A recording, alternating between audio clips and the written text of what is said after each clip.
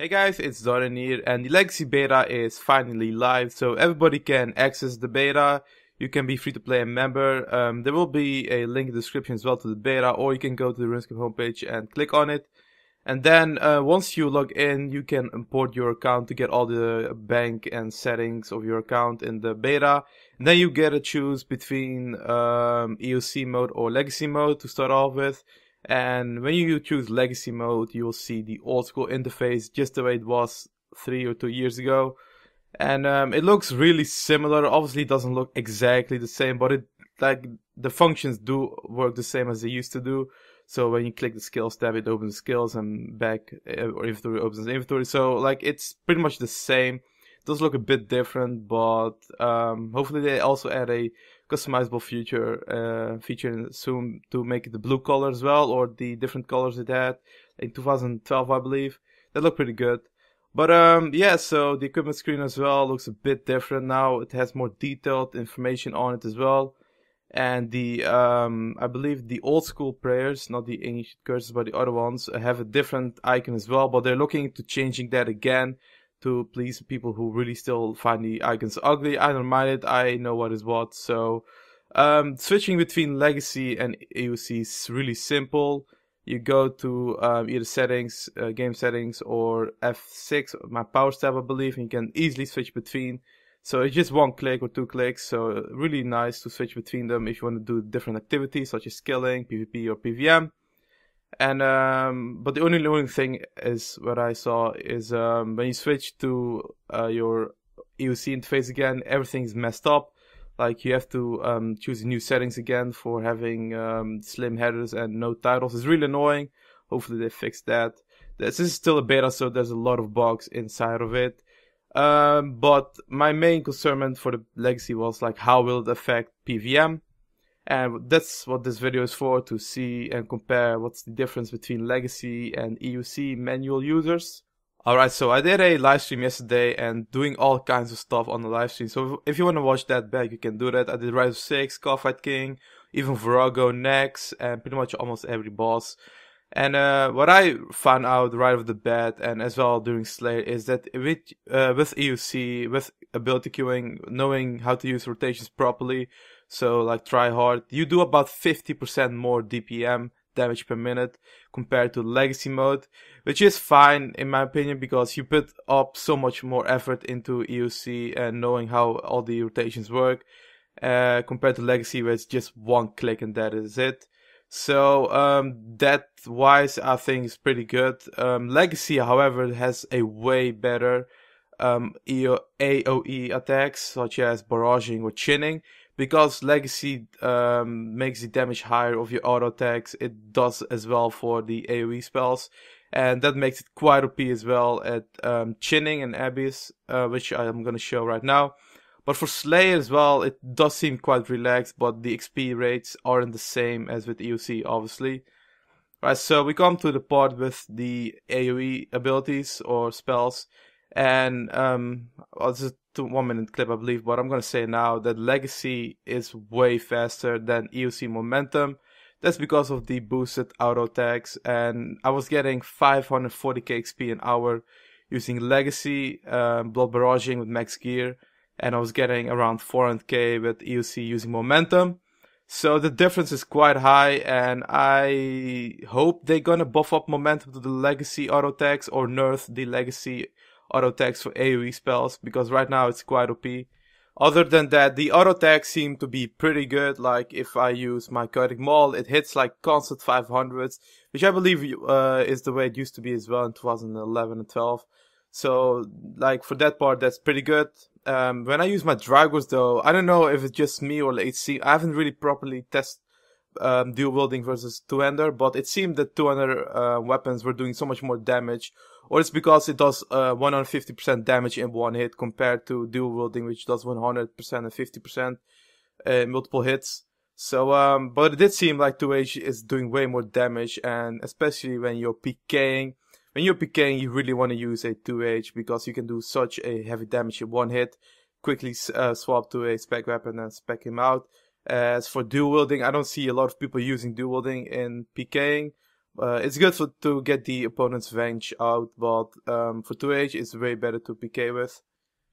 But now let's talk bosses. So I did Virago, and Virago is not good at all with Legacy. You do, like I said, you do 50% less DPM, which is a lot of difference, especially when you need it on P5 and P3 as well a bit. So I don't really recommend using Legacy. Like, if you want to, like, take a friend with you who really hates abilities, then sure, for like a trip or two, but it's kind of leeching the whole kill. As a bomb tech as well, you use so much food if you use Legacy. However, I heard that somebody, or like a team, almost got a 9-man Legacy only kill at Virago. They were like one step behind from getting the kill, but they failed. So it's possible with 9-man team Legacy only, but it's just not recommended at all because it takes way longer and you use so much food. As for KK, KK is actually quite fun. I did a 4-man KK, everybody with Legacy. And whenever we got green, somebody provoked with a level 80 shield, you have to equip the shield if it's level 80 and higher. And then you have to go to equipment and right click provoke, and that's how you provoke in Legacy. Now you cannot reuse resonance, and I hope they add a resonance on level 9 shields as a 100 or 50% special attack to use resonance to tank the green hit. But what we did is you just walk up the stairs whenever he's gonna attack you with the green hit.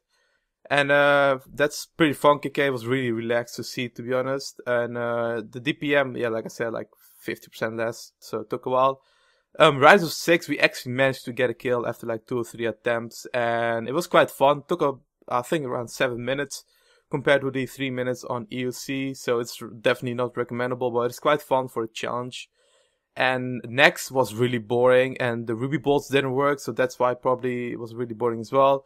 I tried to old school next, and we failed horribly in the duo kill. Like, Bloodface is so OP in the beta as well. So yeah, I do not recommend Legacy for next as well. And for other than that, Corp, like when I did Corp on the stream, it reminded me so much of 2009 when I used to do mass free-for-all Corp with no split. And that was exactly the same feeling as well, and the hits were the same as well, so that really felt good in terms of nostalgia. But yeah, EoC as well, compared to Legacy and Corp, like I was even losing kills using EoC in the beginning, but then I found a better rotation, then I got all the kills. So yeah, it's all like getting used to using abilities as well. As for Legacy PKing, I was never PKing myself, or not really. Like I did do it from time to time when I was really bored, some edge PKing.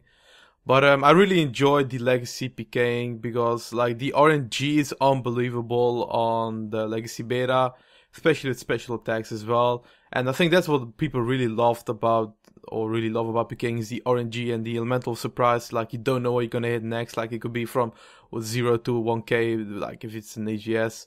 And that's definitely back, and I did a lot of AGS PKing as well. And AGS is so OP right now. Like the way it works is the special attack scales with your attack level and your strength level, so you can hit higher and more accurate if you have both those skills level higher, and to the point where it's actually too accurate. Like previously, like it did hit quite low, or like quite many times 0, but right now like it's almost never hitting a 0, and it's always hitting like 600 700, so it's quite OP right now.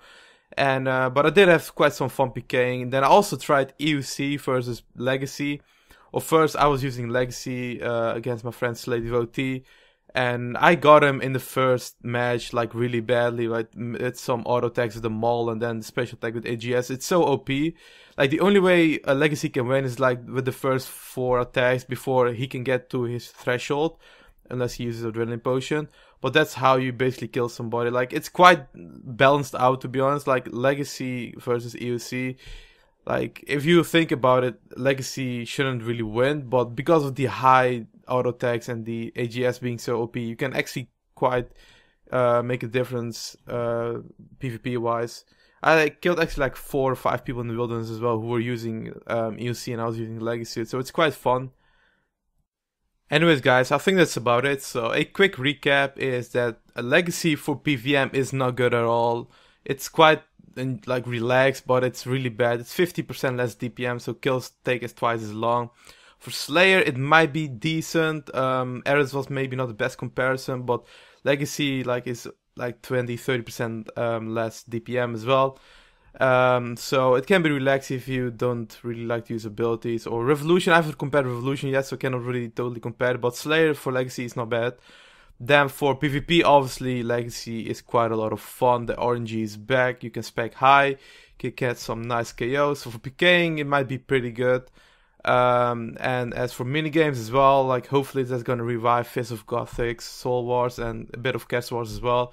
So for that, like, might be pretty good. But other than that, guys, Legacy, like, for me, obviously it's not my game. I like a lot more EoC. It's more skill involved. It's fast-paced and whatnot. It's more tactic-wise as well. But PKing is really fun on Legacy, and I think a lot of people are gonna like it. They are really hating it right now because the animations do not look the same.